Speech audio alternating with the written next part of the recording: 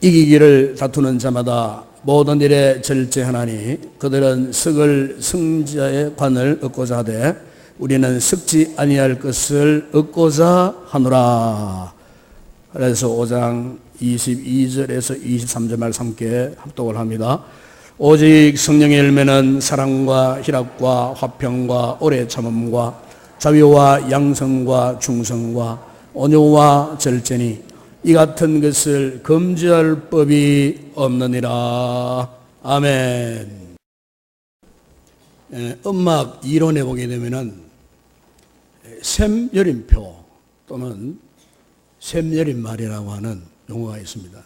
이것은 곡의 일부분이나 아니면 특정한 음에 붙어서 음의 색이 그리고 그 음의 변화를 지시하는 그런 음악 기호 가운데 하나입니다.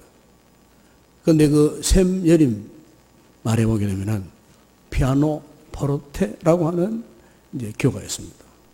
이 포르테 이거는 강하게 하나. 그래서 연주를 할 때 강하게 연주하라. 아니면 노래를 부를 때 이 부분에서도 좀 강하게 노래 불러라. 그런 지시입니다. 그리고 피아노는 약하게. 그 부분에서는 연주를 하든 노래를 부르든 약하게 해라 하는 그런 음악 용어입니다. 그런데 음악을 전공하는 분들, 우리 교회도 여러분들이 계십니다만은 포르테 부분에 연주하기보다도 이 피아노 부분을 연주할 때가 가장 힘든다고 합니다. 이 피아노 부분에서도 피아니시모, 피아니시시모 이렇게 약하게, 아니면 매우 약하게, 아니면 매우 아주 엄청나게 약하게 이렇게 차라리 포르테에서 소리를 크게 부른다든지 이렇게 크게 한다는 건 조금 그래도 부담이 없는데 이렇게 소리를 낮추어서 그래서 이런 피아노 쪽으로 가면 갈수록 사실 연주하기가 사실 굉장히 힘든다는 거죠. 그래서 연주자의 고수들도 이런 부분에 가서 아주 얼마나 섬세하게 조심스럽게 하는지 모릅니다. 그래서 힘든다는 거죠. 그 부분에서. 왜 그러냐? 절제된 소리를 내야 하기 때문에 그렇다는 것입니다.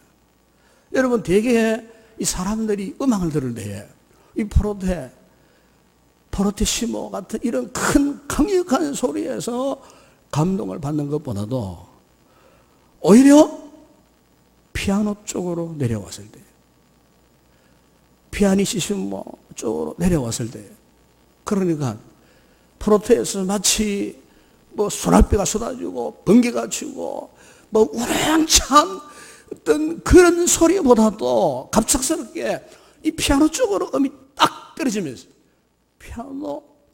피아니시시모 쪽으로 떨어지면서 음이 마치 보슬비가 내리듯 안개비가 내리듯 이렇게 음이 촉촉하게 들려질 때 그때 관객들이 그 음에 완전히 집중하고 빠져 들어간다는 거예요. 바로 그 순간에 그 음악에 큰 감동을 느낀다는 것입니다. 왜냐하면 절제된 그 소리에서 이런 아름다움이 나온다는 거예요. 1993년도에 아주 유명한 영화가 하나 있었습니다. 그 이청준 씨의 소설을 갖고 만든 영화인데 서편제. 여러분 보신 분들 아마 계실 거예요. 한 두 달 만에 100만 관객이 돌파할 정도로 아주 유명한 그런 영화였습니다. 그 영화에 보게 되면은 주인공 송하라는 아이가 나옵니다. 이 송하는 일찍 부모를 이런 고아였습니다. 그런데 떠돌이 소리꾼이었던 유봉이라는 사람을 만나게 됩니다. 그때부터 이 송하가 뭘 배우느냐? 판소리를 배우게 됩니다. 그런데 판소리를 배우는 가운데에 소리를 만든다는 것이, 소리를 낸다는 것이 너무나 힘들었어요. 물론 그 안에 여러 가지 인간적인 갈등도 많았어요. 그러다가 이 송아가 소리 내기를 거부합니다. 그래서 이 소리꾼 유봉 선생이 어떻게 했냐면은 한약에다가 부자가 아주 독한 그 약재잖아요. 부자를 넣어가지고 이 송아에게 먹입니다. 좋은 약이라고. 그런데 그 약을 먹고서는 송아가 눈이 멀어버립니다. 앞을 보지 못하는. 이 유봉 선생이 송아의 눈을 이렇게 멀게까지 하면서 집착했던 것이 뭐냐면은 바로 소리 때문이었어요.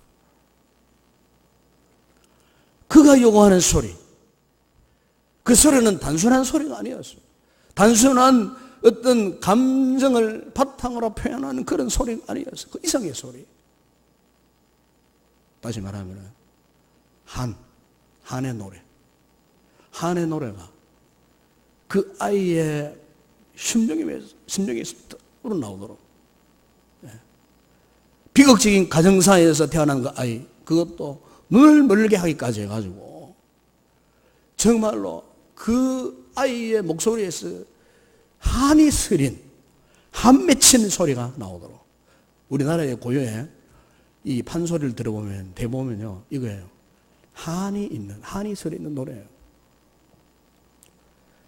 그러니까 뭐 그냥 답답하다고 슬프다고 그냥 막 이렇게 냈다 소리 지르고 그냥 이렇게 화끈하게 소리 지르는 그런 노래가 아니고, 그 마음 속에서 그의 삶을 통해서, 그의 생애를 통해서, 그의 인격을 통해서, 그의 경험을 통해서 그의 심령 깊은 데서부터 우러나오는 한 맺힌 소리, 즉 절제된 소리. 그 소리가 울려 퍼질 때에 수많은 사람들이 그 가락에 감동을 받는 거예요. 결국 그 아이를 통해서 사람들의 심금을 울리는 노래가 나오는 것을 우리가 거기에서 볼 수가 있습니다. 사랑하는 여러분, 오늘 우리가 하나님 앞에서 정말로 명품 믿음의 사람, 명품 교회가 되고 명품 공동체가 되고 명품 신앙인이 되기 위해서 우리에게 뭐가 필요하냐면 성령의 강력한 지배를 받는 것입니다. 왜 우리가 성령의 강력한 지배를 받아야 합니까? 내 마음대로, 내 인위적으로, 내 힘으로 믿음 생활을 하는 것이 아니고 성령의 지배. 그래서 우리가 그동안 8번째, 지금 9번째 말씀을 묵상합니다만 성령의 9가지 열매가 필요한 것입니다. 그런데 저는 이 말씀을 묵상하는 가운데에 이런 새로운 깨달음을 깨달았습니다. 성령의 9가지 열매 가운데 오늘 우리가 마지막으로 생각하는 절제라는 열매가 있어요. 그러니까 사랑, 희락, 화평, 오래 참음, 자비, 양성, 충성, 온유, 그리고 마지막에 절제. 그런데 왜 하나님께서 그 9가지 열매 가운데 맨 마지막으로 이 절제라는 열매를 두셨을까? 절제라는 열매가 뭐 처음에 갈 수도 있고 중간에 갈 수도 있는데 왜 하필이면은 이 절제라는 열매가 맨 마지막에 이렇게 있도록 하셨을까? 여러분, 저는 그런 생각을 했어요. 그렇구나. 우리가 사랑, 희락, 화평, 오래 참음, 자비, 양선, 충성, 온유 뭐 이런 열매를 맺었다 해도요 마지막에 절제하지 못하면 아무것도 아니라고 말해요. 우리가 다른 신령한 은사를 받았다 하더라도, 방언의 은사를 받고 예언의 은사를 받았다 할지라도 여러분 절제, 마지막 순간에 절제하지 못하면 그 모든 것이 다 허물어지고 실패하고 사라지고 만다는 것입니다. 네. 실제로 우리의 삶을 돌아보면 그렇지 않습니까, 여러분? 우리가 절제하지 못하다가 좌절할 때가 얼마나 많은지 몰라요. 절제하지 못하다가 그 신앙이 정로에서 이탈할 때가 얼마나 많은지 몰라요. 절제하지 못하다가 우리 믿음이 이그러지고 삐뚤어지고, 결국 절제하지 못하다가 너무들은 타락하고, 절제하지 못하다가 결국에는 믿음에 더해서 실패하는 그런 분들이 오늘날 교회 안에서도 많이 볼 수가 있다는 것입니다. 그럼 여러분 왜 이렇게 이 절제의 열매가 중요한가? 여러분 오늘 본문에 보십시오. 읽었던 고린도전서 9장 25절에 거기 보면은 이기기를 다투는 자마다 모든 일에 절제하나니 그들은 썩을 승리자의 관을 얻고자 하되 우리는 썩지 않을 것을 얻고자 하노라. 여기 보면은 이기기를 다투는 자마다 모든 일에 절제한다 그랬어요. 절제. 이것은 우리가 사도 바울이 왜 고린도 교회 성도들에게 이 말씀을 했는가를 알아야 됩니다. 왜냐하면 그 당시에 이 고린도에는요 2년에 한 번씩 열리는 체전이 있었어요. 체전. 마치 우리나라에 전국 체전을 하듯이 고린도에도 2년에 한 번씩 하는 체전이 있었는데 이 이투미한이라고 하는 체전이 있었어요. 이 이투미한 체전이 되면은 그야말로 그 고린도 도시는 열광의 도시로 바뀝니다. 그리고 그 이투미한 체전에 참여하는 이 선수들은 이런 생각을 했다는 거예요. 운동 경기, 운동 선수로서 이 이투미한 체전에 참여하는 것이 인생 최고의 명예로, 반대로 운동선수인데 이 투면 체전에 참여하지 못하면 인생 최악의 불명예로 그렇게 생각했다는 거예요. 그러니까 거기에 참여하고자 하는 이 선수들은요 최소 1년 전부터 피나는 노력을 한다는 겁니다. 피나는 노력, 피나는 훈련을 한다는 거예요. 그런데 그 피나는 노력과 훈련 가운데 특별히 어떤 훈련을 하냐면은 극기 훈련 그리고 절제 훈련.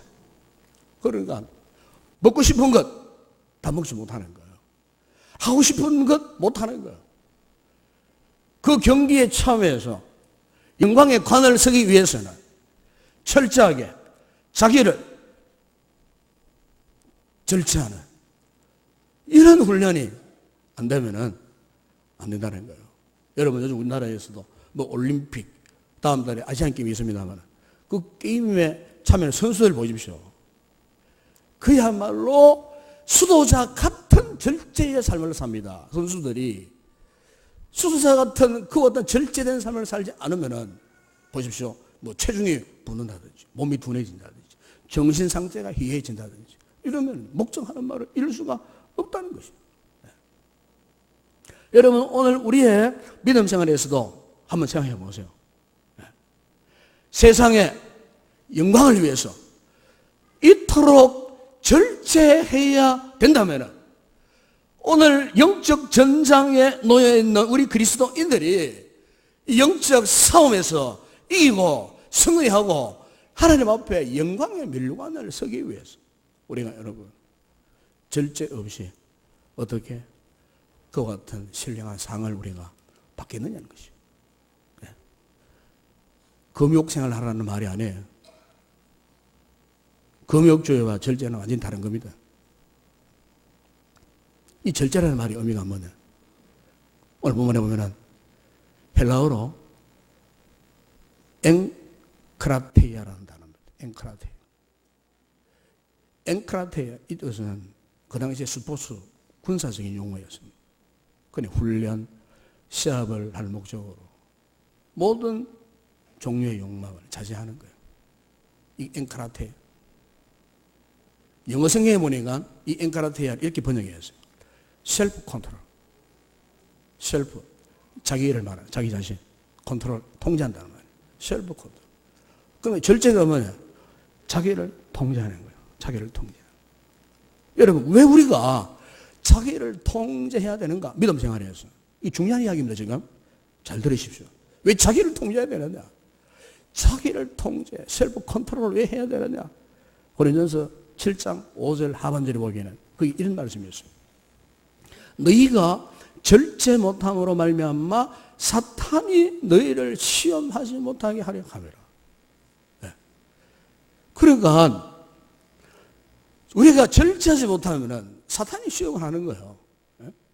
여러분 사탄은요 우리 각자의 약점을 너무너무 잘 알고 있습니다. 내 속에 어느 한 부분, 무슨 부분을 건드리면은, 이거 죄 지을 거야. 하나님을 거부할 거야. 불순종할 거야. 말씀과는 상관없이 행동할 거야. 이 사탄은요, 이미 확연하게 알고 있어요. 그러니까 지금 사탄이 우는 사자같이 지금 우리를 호시탐탐 노리고 있는 거예요. 우리의 그 약점을 지금 건드리기 위해서. 그런데 그 사탄의 도전 앞에 우리가 만약에 조금이라도 방심하면 어떻게 되겠어요? 여지없이 사탄이 우리의 삶 속에 개입하는 거예요. 간수하는. 그래서 우리 속에 있는 삐뚤어진 욕망, 죄악된 본성, 이게요, 들추고 나오는 거예요. 여러분, 우리가요, 아무리 경건 생활을 산다 해도요, 우리 속에는 아직 여전히 죄악된 본성이 있어요. 사도 바울은 그것을 갈라디아서 5장 19절에 22절에서 육체의 일이라고 했어요. 육체의 일. 거기 보면은 음행, 더러운 것, 호색, 우상숭배, 그리고 주술, 원수 맺는 것, 분쟁, 시기, 분냄, 당신 등 것, 분열함, 이단, 투기, 술 취함, 방탕. 우리 속에 이것을 두고 육체의 일이라고 그랬어요. 그러니까 우리가 셀프 컨트롤이 안 되면은, 자기 통제력을 잃어버리면은 이 속에 죄악의 본성 안에 잠재되어 있던 이런 것들이 여지없이 탈출해서 튀어나와가지고 우리의 삶을 지배하고 우리의 삶을 이끌어간다는 거예요. 네, 이끌어간다는 거예요. 그래서 바울 사도는 이걸 너무너무 잘 알았어요. 그래서 사도 바울이 고린도전서 9장 20절에서 이런 고백을 했어요. 내가 내 몸을 복종하게 한다 그랬어요. 네. 그 경건했던 사도 바울에게도 이와 같은 육체의 본성, 본능이 자리 잡고 있고 수시로 튀어나와가지고 자신을 곤고하게 한다고. 로마서 장에서도 오라 나는 곤고한 사람이로다. 그렇게 고백할 정도로 바울도 그것 때문에 무척 고민했던 사람이었어요. 그래서 바울 사도는 한 발 더 나아가서 갈라디아서 5장 24절에서 이렇게 권면합니다. 그리스도 예수의 사람들은 육체와 함께 그 정욕과 탐심을 십자가에 못 박았느니라. 아멘. 십자가에 못 박았느니라. 무슨 말입니까? 철저하게 자기 통제를 해야 된다는 겁니다, 여러분. 십자가에 그냥 우리의 정과 욕심을 그냥 못 박아서 자신을 통제하지 않으면 우리는 우리의 신앙생활에서 절대로 승리하지 못한다는 거예요. 예? 여러분, 요즘 자동차 사고 가운데에 아직까지 불가사의한 사고가 있어요. 그게 뭐냐면 급발진 사고잖아요. 급발진. 갑자기 운전을 하는데 갑자기 엔진에서 부하가 걸리면서 막 갱음을 내면서 RPM이 막 3,000, 6,000 막 올라가면서 뭐 통제불능 상태. 브레이크가 말이 안 돼. 브레이크를 아무리 말아도 제동장치를 아무리 하려고 해도 이게 제동장치가 말을 안 듣고 그냥 엔진은 요지부동 그냥 막 전속력으로 달려가요. 네. 여러분, 자동차에서 제일 중요한 거는 이거 아니겠습니까, 여러분? 네. 제동장치가 고장 나면은 큰 사고가 일어나요. 그거는 자기만 죽는 게 아니에요. 다른 사람들에게도 큰 해를 끼친다 그 말이었습니다. 여러분, 오늘 우리의 믿음 생활에서 참 중요한 것은 저는 이렇게 생각합니다.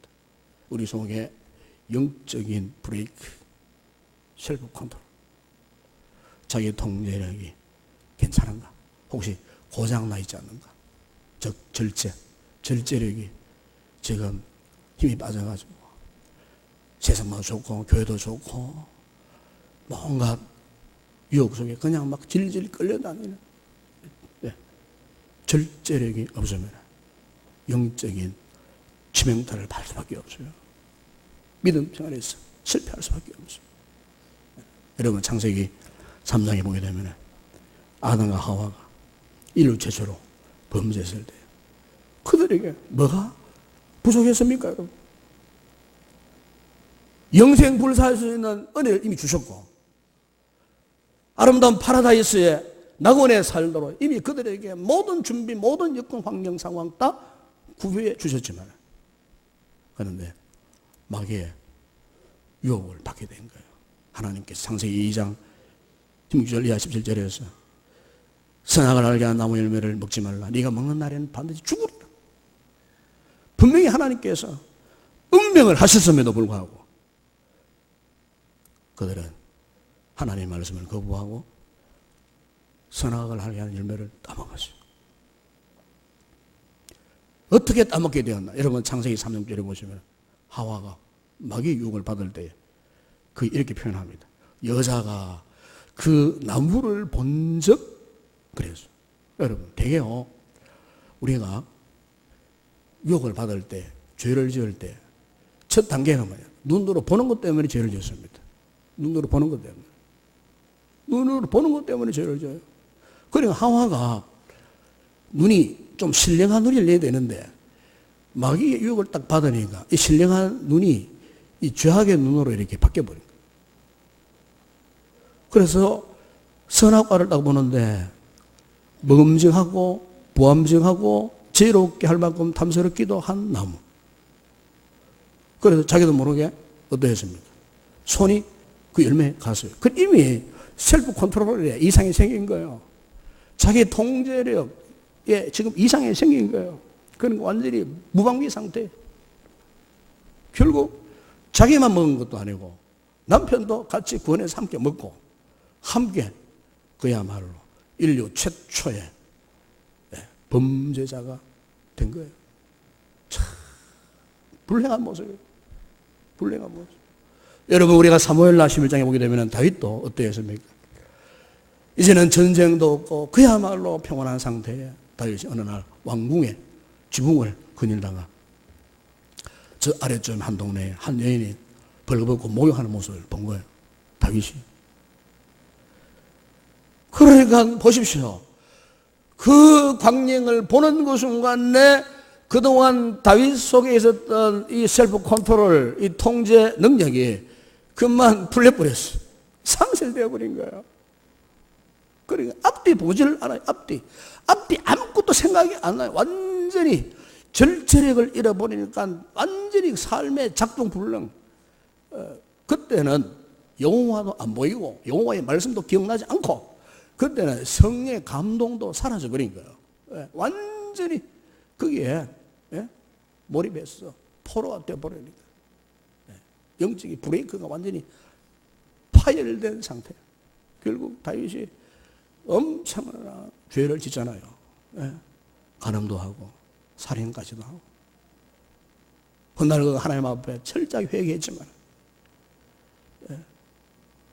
절제력을 상실했을 때에 이 엄청난 영적인 대가를 지불할 수밖에 없었다는 것을 이 다윗의 생을 통해서 우리가 교훈받지 않습니까? 그래서 여러분 잠언 16장 31절에 보니까 노하기를 더디하는 자는 용사보다 낫고 자기 마음을 다스리는 자는 습을 빼앗는 자보다 나으니라. 그 자기 마음을 다스린다. 그 자기 마음을 하나님의 은혜와 성령의 능력으로 통제할 수 있다는 것. 여러분 이게 영적인 큰 복입니다. 내가 그렇게 살 수 있다는 것. 이 믿음의 복이 딴 거 아니잖아요. 여러분 우리 마음을 왜 통제해야 되느냐. 요한일서 2장 16절에 보면은 이는 세상에 있는 모든 것이 육신의 정욕과 안목의 정욕과 이생의 자랑이니 다 아버지께로부터 온 것이 아니요 세상으로부터 온 것이라. 그러니까 오늘 많은 사람들이 육신의 정욕, 안목의 정욕, 이생의 자랑 속에 있는데 알고 보니까 이게 세상으로부터 왔다. 이거 세상으로부터 왔다는 말은 마귀가 준 것이라 그런 것입니다. 마귀가 우리에게 육신의 정욕으로 안목의 정욕으로 이생의 자랑으로 계속해서 우리를 충동질합니다. 충동질합니다. 그런데 보십시오. 야고보 3장 15절에 보니까 이것을 야고보는 뭐라고 표현했냐면은 이러한 죄는 위로부터 내려오는 것이 아니요 땅 위의 것이요 정욕의 것이요 귀신의 것이라고 해요.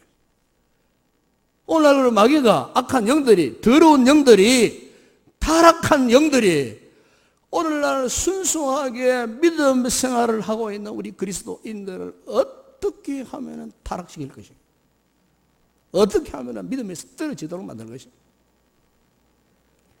이 악한 원수마귀가요, 우리의 마음에 고삐를 딱 잡고 통제력을 상실하게 만들고, 그리고 자기 것, 육신의 정욕, 안목의 정욕, 이생의 자랑이라고 하는 악의 씨앗을 뿌리는 거예요. 왜? 우리로 하여금 타락하도록. 자기의 수하의 부하로 만들기 위해서.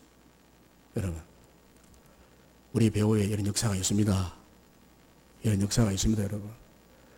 여러분, 믿음 생활 배우에 이런 마귀의 역사가 있다, 그 말입니다. 이거 같은 더러운 귀신의 역사가 있다, 그 말입니다. 이걸 어떻게 막을 것인가? 바로 성령의 열매인 절제. 절제 열매를 우리가 맺지 못하면서 다 넘어집니다. 다 넘어지게 되어 있습니다. 무서운 거죠. 이게 우리 신앙생활의 현주소입니다, 지금. 오늘날 교회 안에 수많은 사람들이 절제력이 통제가 안 돼가지고 무너지는, 자빠지는 사람들이 많이 있습니다. 그리스 신화에 보게 되면 기원전 2800년 전에 프리기아에 미다스라는 지혜로운 왕이 있었어요. 어느 날 이 미다스의 부하들이 술에 취한 채 길을 잃고 있는 한 노인을 미다스에게 끌고 왔습니다. 알고 보니까 그 노인은 술의 신이라고 하는 디오니소스의 스승이자 양아버지인 실레노스였습니다. 그래서 미다스는 그 노인을 알아보고 극진히 대접을 했습니다. 이 사실을 알게 된 디오니소스가 고마운 마음의 표시로 미다스에게 무슨 소원이 있느냐? 그럼 너의 모든 소원을 들어주겠다. 그러니까 미다스가 자신의 손이 닿는 것마다 금덩어리가 되게 해달라고 그 소원을 했어요. 그때부터 이 미다스는 밝게 차인 돌을 주면은 돌이 금덩이가 되고 자기 정원에 꽃을 만지면 꽃이 금덩어리가 되는 거예요. 그런데 문제가 생겼어요. 황금의 손을 가진 것 자체가 행복한 게 아니었다 그 말이에요. 식탁에서 식사를 하려고 빵을 딱 잡는데 빵이 금덩어리가 되어버려요. 포도 잔을 마시려고 딱 손을 잡는데 포도잔이 금덩이가 되어버려요. 기가 막힌 거예요. 처음에는 너무너무 좋아했어요. 만지는 것 모든 것마다 다 금덩어리가 되니까 너무너무 좋아했어. 너무너무 기뻐했어. 황홀했어. 그런데 이제는 상황이 달라져 버렸어. 여러분, 사람이 먹어야 살 거 아니겠습니까? 여러분, 먹어야. 이제는 먹는 것도 마시는 것도 안 되는 거예요. 먹으려고 마시려고 뭔가 손만 잡으면 다 금덩어리로 바뀌니까 이거는 결코 행복이 아니야. 축복이 아니야. 저주야. 이런 상황 속에 고민하고 있는데 그의 외동딸 공주가 막 아빠 하고 달려오는 거예요. 얼마나 귀여워. 딸을 딱 안는데 딸이 뭐가 되느냐? 금덩어리가 되어버려.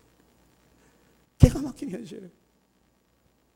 그때 미다스가 무엇을 깨달았냐면은 자기 욕망을 통제하지 못하는 것처럼 불행한 인생이 없다는 것을 깨달은 거예요. 그래서 디오니소스를 찾아갑니다. 이 같은 자신을 불행에서 건져달라고. 그러니까 디오니소스가 팍토로스 강 건너로 올라가서 씻어라, 목욕해라. 그래가지고 그 강을 찾아가가지고 손을 강물에 딱 집어넣는 것 중간에 황금으로 변하게 하는 능력이 깨끗하게 사라져버리더라. 그 이후에 미다스는 모든 부와 영화를 버리고 시골로 낙향해서 죽을 때까지 자연과 더불어 살았다고 합니다. 물론 이것은 그리스 신화에 나오는 이야기예요. 여러분, 얼마 전에 전 세계에서 두 번째로 큰 부자, 투자의 귀재라고 하는 워렌 버핏의 생가가 공개된 적이 있었습니다. 미국 네브래스카주에 오하마라는 아주 시골 동네예요. 그런데 그 집을 제가 인터넷상에 들어가서 봤어요. 그분이 56년 전에 그때 우리나라 돈으로 한 4천만 원짜리 집을 샀어요. 그런데 세계에서 두 번째 되는 갑부가요. 아직도 그 집에 살고 있어요. 그 집에 살고 있어요. 정원도 없고 그야말로 그 산골 촌락에 허름한 오래된 그 집에 지금 시가로 뭐 집이 한 7억 정도 된다 그래요. 지금 시가로 7억 정도 된다 그래요. 네? 여러분, 우리나라에 어떤 재벌은요, 서울 한남동에 그 집값이 얼마인 줄 압니까? 263억이에요. 263억. 화찰나나. 뭐 대걸 궁전 같은 그런 집에 살고 있어요. 그런데 세계 최고의 부자가 지금 56년째 찌그러가는 그 집에, 그러면서 그의 재산 85%를 기부했어요. 85%. 자기 전에 85%. 절반도 아니고 85%. 예, 얼마 전에, 한 달 전인가, 뭐 방송국에 이런 시사 프로그램이 있었어요. 우리나라 8대 재벌, 그리고 300대 부호, 1,800명을 대상으로 KBS 잠입, 뭡니까? 취재를 나갔어요. 그 이유는 뭐냐? 현재 재벌들과 부호들이요, 우리나라 부호들이 어떻게 하느냐면은 불법, 탈법으로 자기 재산을 해외로 빼돌리는 거예요. 해외로. 이미 수십조를 빼돌렸어요. 하와이 중심으로, 뉴욕, 미국 대도시 중심으로. 기가 막힙니다. 진짜 기가 막힙니다. 여러분, 과거 필리핀에 마르코스 대통령이 20년 독재 정치를 내었어요.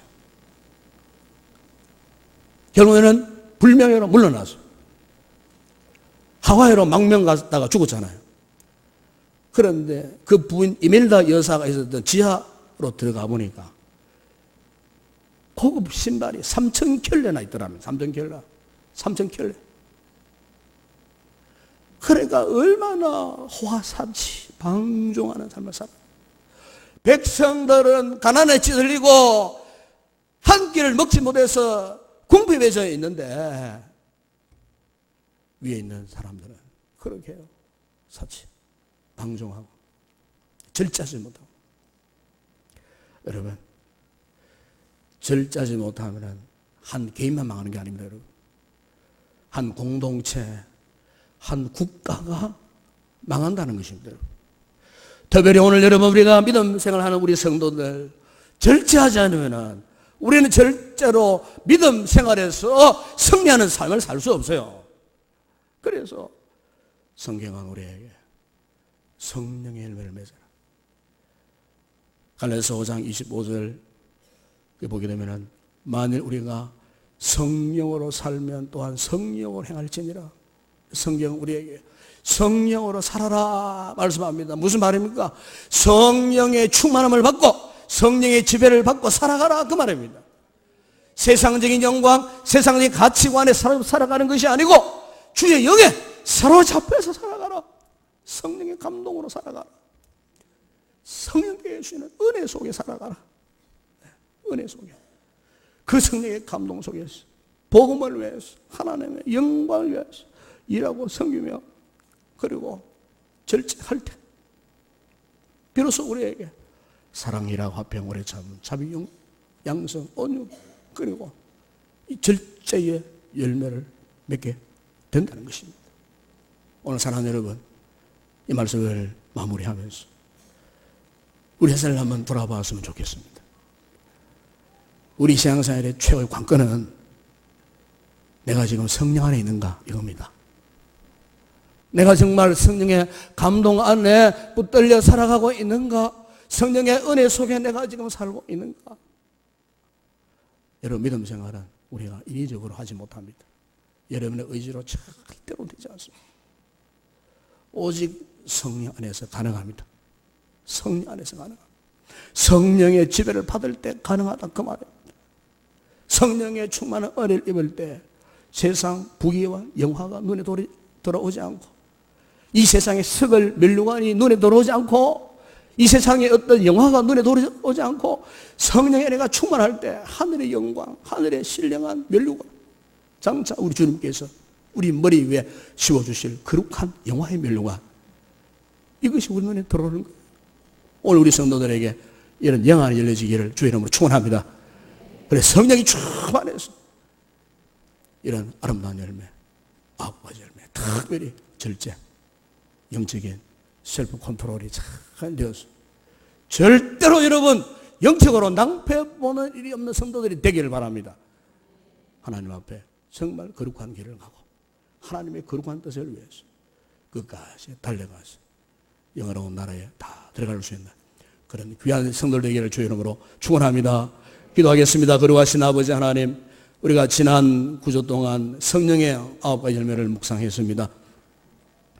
오늘 마지막으로 주신 절제, 우리의 영적인 통제력이 없으면 앞에 있는 8가지 열매조차도 감당할 수 없다고 오늘 주님은 우리에게 말씀하셨는 줄로 믿습니다. 주여, 우리에게 성령의 충만한 은혜를 주시옵소서. 내 힘으로 내 의지로 살아갈 수 없습니다. 믿음 생활할 수가 없습니다. 성령의 강력한 은혜에 통제를 받고 지배를 받는 우리 성도들이 되어서 참으로 아버지 귀한 9가지 열매 맺어 우리가 주님 나라 가는 그 순간까지 주님의 나라, 주님의 복음의 영광 위에서 끝까지 승리하며 달려갈 수 있는 위대한 우리 모든 성도들 다 되게 하여 주시옵소서. 예수님의 이름으로 기도드리옵나이다. 아멘.